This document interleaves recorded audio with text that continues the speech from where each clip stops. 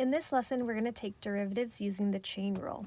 In order to do so, we're going to use our definition that's right here. The chain rule says if g is differentiable at x and f is differentiable at g of x, then the composite function capital F equals f of g, or it might be more commonly recognized as capital F of x equals f of g of x, is differentiable at x. Then we know that f prime is given by, and here's our formula for the chain rule. When you have a composition of functions and you're taking the derivative, you do f prime, you leave the g the same, and then you times by g prime. So you can think of it as take the derivative of the outside function, leave the inside function the same, and then you times by the derivative of the inside function.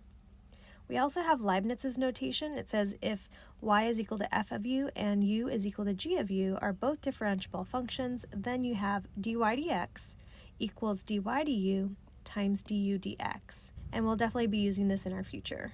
So here's some examples. We're going to take the derivative using the chain rule. For part A, we have f of x equals, and we have the quantity x squared plus 3x plus 7 to the 10th power. So to take the derivative using the chain rule, you need to identify the outer function versus the inner function. So looking at this, you can see the inner function is going to be the x squared plus 3x plus 7. The outer function is the function that's being raised to the 10th power, or you can think of it like x to the 10th. So to take the derivative using the chain rule, you take the derivative of the outer function first. So if you kind of think about this inner function not being here and you just focus on the outer function to the 10th power, to take the derivative using the power rule, you bring the 10 down, and then you would subtract 1 from the exponent to make 9. So you can see we've taken the derivative of the outer function. So the 10 comes down, you multiply it to the front, and then you subtract 1 to get 9. And then you leave the inside the same. And then finally, you're going to, over here, multiply by the derivative of the inside. So I'm going to use parentheses. To take the derivative of the inside, you go the derivative of x squared is 2x, and the derivative of 3x is going to be 3. And I'm just going to leave the answer as 10 times the quantity 2x plus 3 times the quantity x squared plus 3x plus 7 to the 9th power. To take the derivative on this next problem, we have y equals the square root of x squared plus 1. First, we want to rewrite this as quantity to the 1/2. So now to take the derivative using the chain rule, again, you can think of the inside function as x squared plus 1, and the outside function is the power to the 1/2. So when we take the derivative, we do the derivative of the outside function, so we bring the 1/2 down, and then we subtract 1 from the exponent. So 1/2 take away 1 is going to be negative 1/2, and we leave the inside function the same. Next, we times by the derivative of the inside function. So here's the inside function. We take the derivative and we get 2x, and we multiply it to the end. Now we're going to simplify, so you can see that these 2's are going to cancel.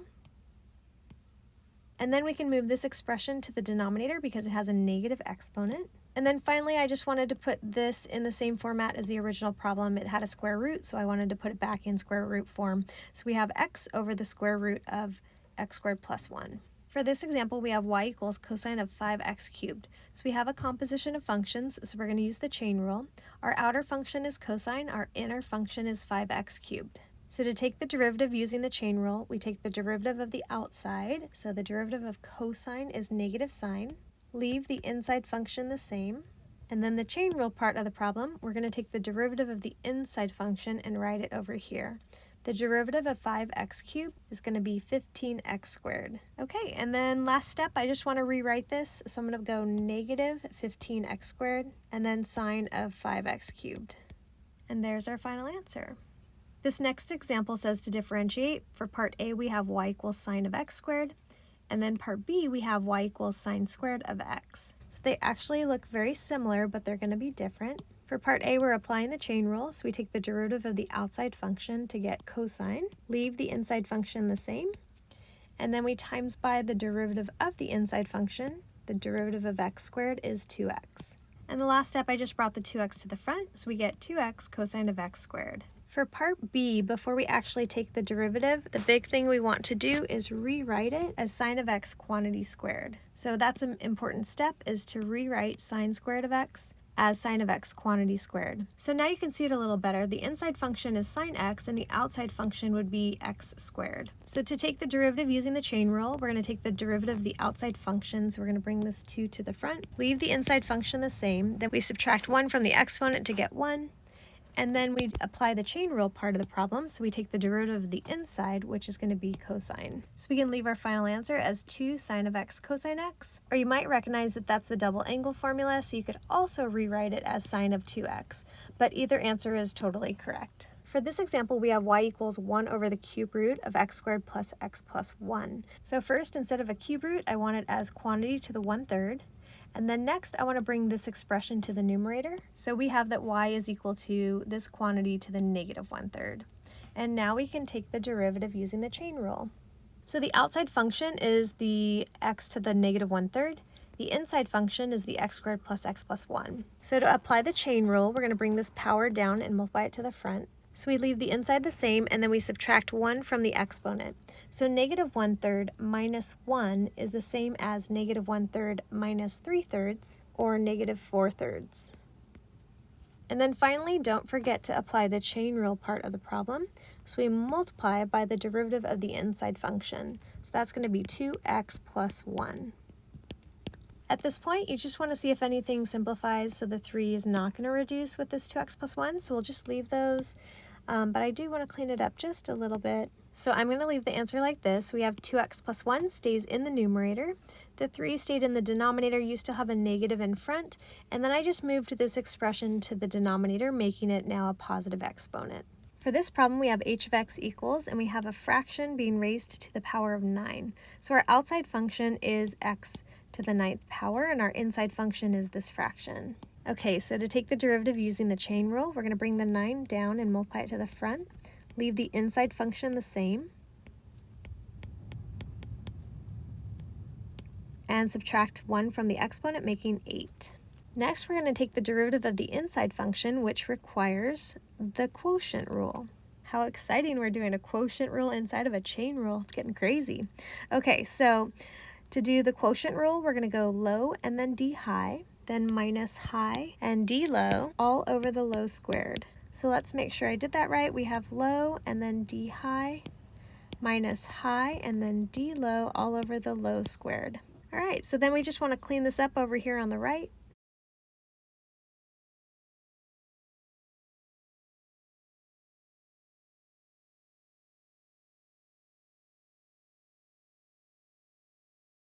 Okay, so we get down to here and you notice that we don't have any numbers that are going to cancel, but we can multiply these together. And then I'm going to break up this fraction to x minus 2 to the 8th over 2x plus 1 to the 8th, and you'll see why in just a second. And right here you can see in the denominators you have 2x plus 1 to the 8th times 2x plus 1 to the 2nd power. So you can think of these as being the same base number, so when you multiply them, you add their exponents. So here's our final answer, 45 times the quantity x minus 2 to the 8th power, all over 2x plus 1 to the 10th power.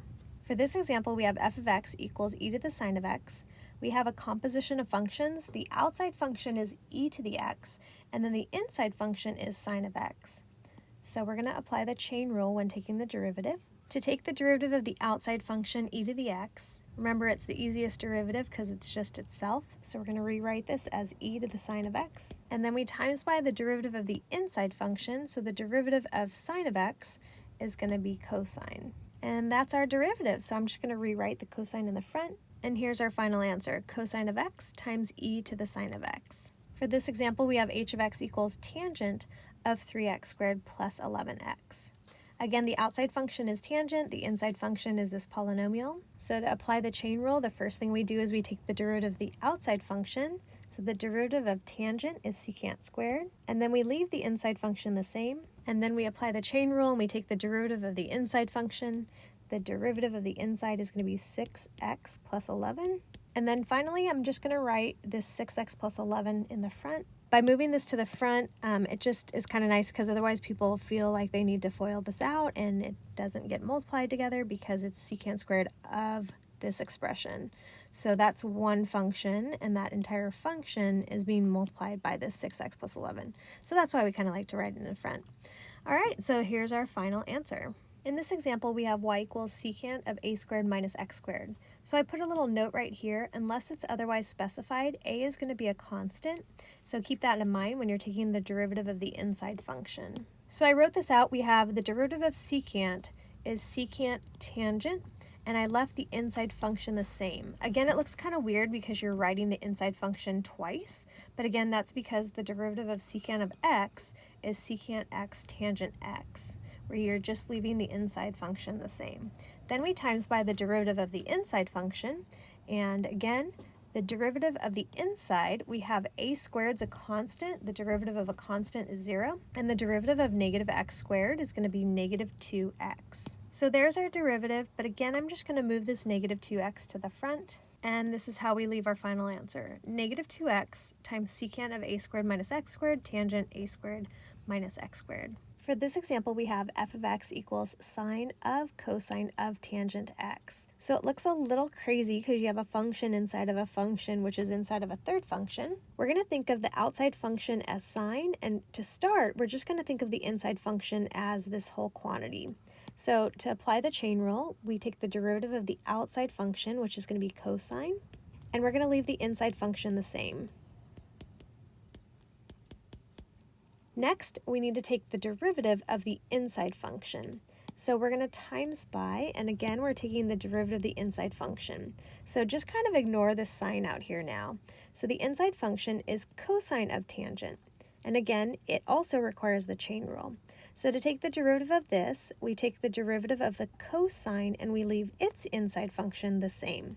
So the derivative of cosine is negative sine. Here is leaving its inside function the same. And then we take the derivative of its inside function. So the derivative of tangent is secant squared. And I think we got it all. So again, the derivative of sine is cosine. You left the inside function the same. Then we need to take the derivative of its inside function. So to take the derivative of this, you go derivative of cosine is negative sine. Leave its inside function the same. And then finally, you need to take the derivative of its inside function, which the derivative of tangent is secant squared. And to simplify, there wasn't much to do. I just moved the negative to the very front and left everything else as a big product. Before we actually take the derivative on this function, first we want to rewrite it. We're going to do a couple of things. Anytime you take the derivative of a trig function that has a power, you want to rewrite it as quantity to that power. So that's the first step, as I just rewrote sine of 2x, quantity to the third power. And then finally, we want to move this to the numerator. So now this is ready to take the derivative. The outside function is x to the negative 3. So to take the derivative of x to the negative 3, we bring the negative 3 down, leave the inside function the same, and we subtract 1 from the exponent, making our new exponent negative 4. Next, we're going to take the derivative of the inside, and that also requires a chain rule. So to take the derivative of sine of 2x, we're going to take the derivative of sine, which is cosine, and we leave its inside function the same. And then finally, we multiply by the derivative of the inside, which is 2. All right, and to clean this up, we're going to multiply the negative 3 by the 2, and then I just rewrote the cosine of 2x. And this expression has a negative exponent, so we're going to move it to the denominator. And then we just put the power back right here, so it says sine to the 4th power of 2x. So here's our final answer. Before taking the derivative for g, first we want to rewrite it as quantity to the 1/2.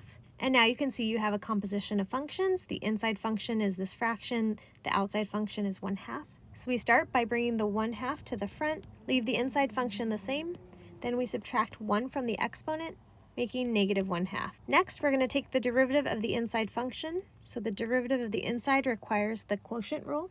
So we go low, d high, minus high, d low, all over low squared. So we're going to simplify this right here, and you can see that these x's are going to cancel. And we get to here. At this point, I want to reduce this 2 and negative 4, so those are going to cancel. And I also want to rewrite this. We did it in a previous problem. We're going to rewrite it as x plus 2 to the negative 1/2 over x minus 2 to the negative 1/2. By doing so, these now have the same base. If you want to think of the base as like x minus 2. So when you're multiplying, you can add their exponents. And very last step, we're going to move this expression to the denominator because it has a negative exponent, and then we're done. So here's our final answer. To do this problem, first step, we're going to rewrite this square root as quantity to the 1/2. And to take the derivative, we're going to use the quotient rule. So we're going to go low, d high, minus high. And then to do d low, the derivative of the denominator, we're going to apply the chain rule. So remember the chain rule, we're going to move this 1/2 to the front. Leave the inside the same. We're going to subtract 1 from the exponent, And then we're going to multiply by the derivative of the inside. So again, this is low, this is d high minus high, and this whole part right here is d low because we applied the chain rule on this. Again, the power came to the front, we left the inside the same, we subtracted 1 from the exponent, and then we times by the derivative of the inside. And then we write all over the low squared. Okay, so we have a bit of simplifying to do here. We have the 2's are going to cancel, and I personally like to simplify with square roots, so I'm going to convert everything back. So right here we have 2x, and then this is rewritten as the square root of x squared minus 1. Over here the 2's canceled, and right here the x squared and the x multiplied to give you x cubed. And then this guy has a negative exponent, so we moved it to the bottom of its own fraction and rewrote it as a square root. And then finally the 1/2 and the 2, they cancel out, so you just have x squared minus 1 in the denominator. At this point, to simplify, we need to have common denominators up here so we can make this one big fraction. So I just put this over 1, and you can see now the common denominator is going to be the square root of x squared minus 1. So we're multiplying this fraction by square root of x squared minus 1 on top and bottom. And by doing that, the square root and the square root, they undo each other, and you just get the quantity x squared minus 1 when you multiply these. We're going to distribute right here, and we're finally ready to combine these fractions. So you have 2x cubed minus 2x minus x cubed all over the square root of x squared minus 1. So again, the 2x cubed minus x cubed makes just 1x cubed, and then I dropped over the minus 2x. And you have the same denominator, and then it's still all divided by x squared minus 1. At this point, we're going to put this over 1, and we're going to multiply this fraction by the reciprocal of this guy, or you can think of it as copy dot flip. And the very last step, instead of a square root, I wrote it as quantity to the 1/2 because you can see these have the same base, and then we're going to multiply them by adding their exponents. This technically has an exponent of 1, and this is going to give us our final answer. So again, we multiplied x cubed minus 2x times 1 to just get that same numerator, and then when we multiply these, again, there's technically a power of 1 right here. So when you multiply these, you add their exponents and you get 3/2. So here's our final answer. This example says the graphs of f and g are shown in the figure. Let h of x equal f of g of x, and let m of x equal the square root of f of x. Find each derivative if it exists, and if it doesn't, explain why. So here's your graphs. This is f, this is g. Part A says to find h prime of 1. So again, h is f of g of x. So to take the derivative, we're going to apply the chain rule. So to take the derivative, we go f prime, we leave the g the same, then we times by g prime. And next we're going to plug in 1. So at this point, we're going to find g of 1. So we go to the graph, and g of 1 is 4. Right here it says f prime of 4. So we look at the graph of f, and we go to x equals 4. And remember, when it says f prime of 4, that means the slope of the tangent line to the curve of f when x equals 4. So right here, the slope of the tangent line is going to be -1. When it says g prime of 1, you have g, you have 1, and the slope of the tangent line here looks like it's going down 1 over 2, so that's going to be -1/2. And when we multiply those together, we get a +1/2. So there's our final answer. For part B, it says find the derivative of m at -1. So m is the square root of f of x. Before we take the derivative, first I want to rewrite this. So instead of a square root, I rewrote it as f to the 1/2. So now we can take the derivative using the chain rule. So we bring the 1/2 to the front, we leave the inside function the same. We subtract 1 from the exponent, making -1/2. Then we times by the derivative of the inside, which is going to be f prime. So now I'm going to plug in -1. At the same time, I'm going to move this expression to the denominator and rewrite it back as a square root. And so now we can evaluate this. F prime of -1, we go to the graph of f, and we look at the slope of the tangent line at -1, and the slope of the tangent line of f at -1 is going to be +1. Right here, this says f of -1, so we go to -1. F of -1 is 4. The square root of 4 is 2, so our final answer is 1/4.